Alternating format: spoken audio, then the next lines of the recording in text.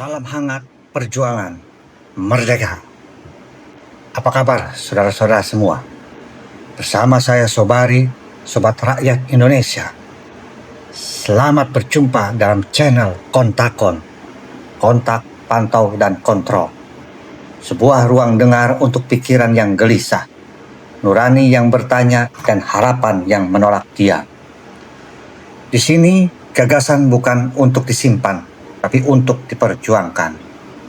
Kali ini, saya ingin memulai sebuah narasi ideologi perjuangan yang mungkin sudah lama tidak terdengar di telinga kaum muda, atau mungkin mereka tidak mengenalnya, atau karena bangsa ini telah melupakannya. Ideologi ini pernah membumi di tanah pertiwi, di mana gaungnya juga pernah menggetarkan bangsa-bangsa di dunia yang rindu akan kemerdekaan dan ingin lepas dari sistem penjajahan dunia. Ideologi ini bernama Marhaenisme.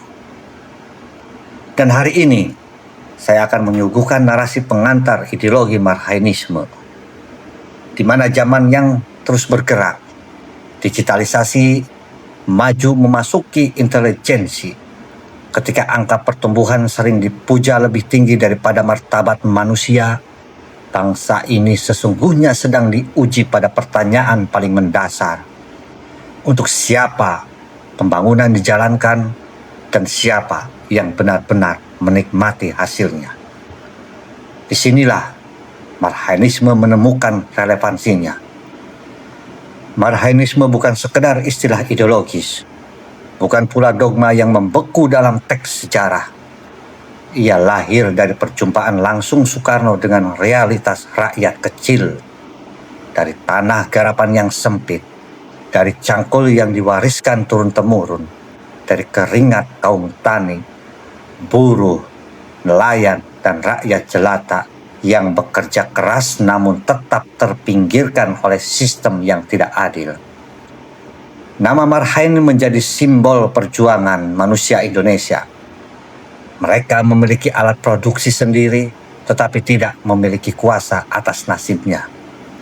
Melalui Marhaenisme, Soekarno mengajarkan bahwa kemerdekaan tidak cukup dimaknai sebagai lepasnya penjajahan fisik.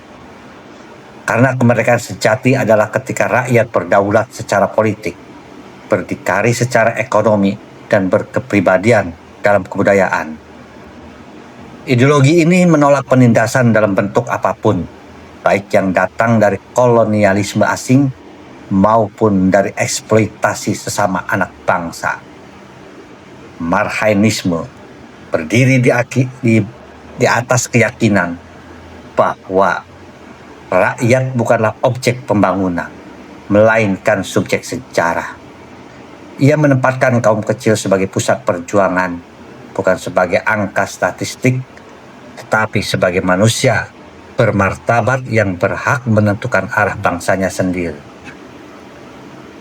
Marhaenisme dihadirkan kembali bukan sebagai romantisme masa lalu, melainkan sebagai api kesadaran yang harus terus dinyalakan. Ia adalah kompas ideologi untuk membaca ketimpangan hari ini, sekaligus tenaga moral untuk memperjuangkan keadilan sosial sebagaimana dicita-citakan dalam Pancasila dan pembukaan Undang-Undang Dasar 1945.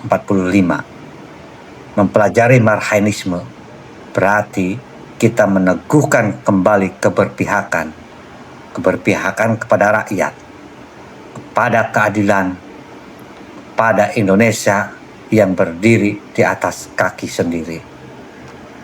Dan dari sinilah perjuangan itu dimulai kembali. Tunggu saya dalam sesi berikutnya, sejarah awal Marhaenisme sebagai ajaran Bung Karno. Merdeka.